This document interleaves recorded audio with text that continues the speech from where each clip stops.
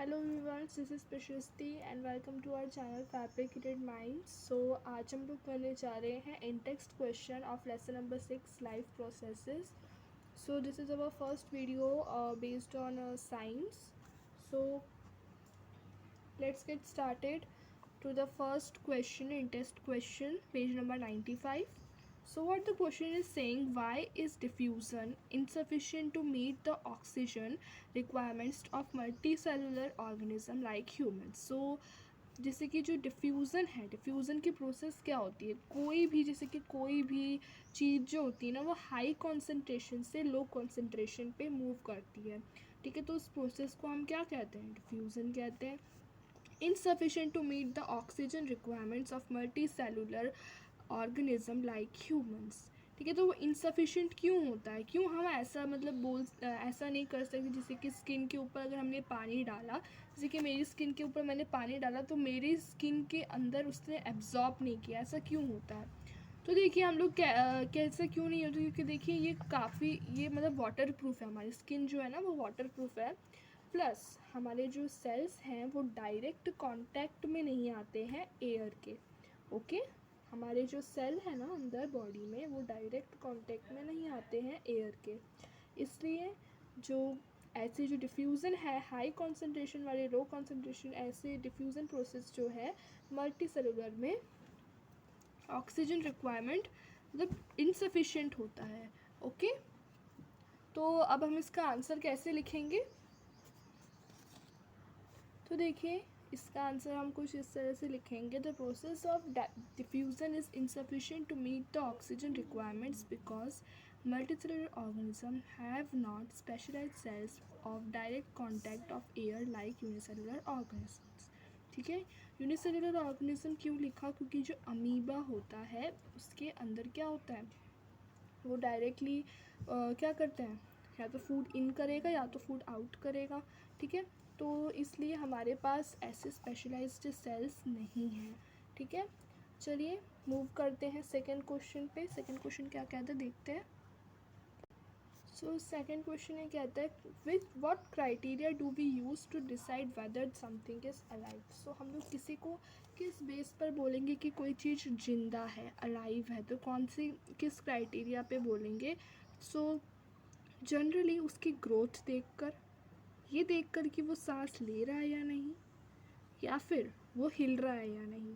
ठीक है, और एक होता है जिसे हम लोग कह सकते हैं मॉलिक्यूलर मूवमेंट, जो उसकी बॉडी के अंदर हो रही है। मॉलिक्यूलर मूवमेंट मतलब जो प्रोसेसेस हो रही हैं उसके अंदर, उसको देखकर भी हम लोग बोल सकते हैं कि वो अलाइव है या नहीं। तो अब इसे लिखेंगे कैसे, चलिए वो भी देख लेते हैं। इसे कुछ इस तरह से लिखेंगे, we can say something is alive when it is growing, moving, breathing and from the molecular movement occur in his body. Okay, so this is complete answer second question. Let's move to the next question. Question third क्या कहता है, what are raw materials used by an organism outside raw materials?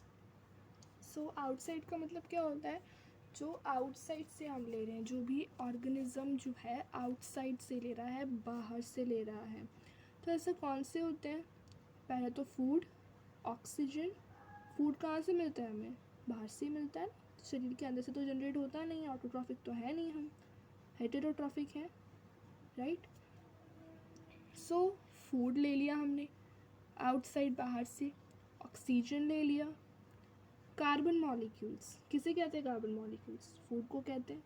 ठीक है, ये तीन चीज़ है जो कि हम आउटसाइड से लेते हैं। तो इसका आंसर बड़ा ही सिंपल है, कैसे लिखेंगे हम?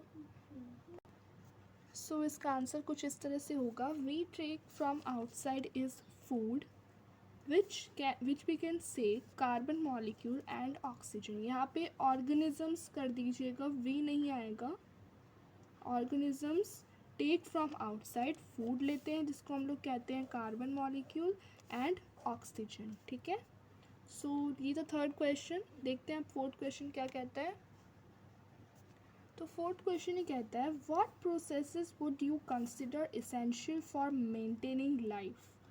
सो ऐसी कौन सी प्रोसेसेस है जिनको आप कंसिडर करेंगे कि वो इसेंशियल है। इसेंशियल का मीनिंग क्या होता है, इम्पॉर्टेंट है फॉर मेंटेनिंग लाइफ के लिए, लाइफ जनरेट करने के लिए वो इसेंशियल है। तो क्या बोलेंगे, किसको बोलेंगे, प्रोसेसेस। हमारे चैप्टर का नाम ही लाइफ प्रोसेसेस है, तो उसमें जितनी भी प्रोसेसेस दे रखी हैं वो सारी प्रोसेस आपको यहाँ पे लिख देनी है, ठीक है। कौन सी है वो processes, so digestion, excretion, transportation and respiration. So वो सारी प्रोसेस आपको यहाँ पे बतानी है। वो लिखेंगे कैसे वो भी मैं आपको बता देती हूँ। सो देखिए कैसे लिखा है, the essential processes for maintaining life is respiration, digestion, excretion and transportation. ये 4 प्रोसेसेस हमने इस चैप्टर में पढ़नी है और यही जो है मेन प्रोसेस है, इसेंशियल प्रोसेस है मेंटेनिंग लाइफ के लिए। Okay, so thank you, that's all for this video. Next video में हम कवर करेंगे next in text question answers. Thank you.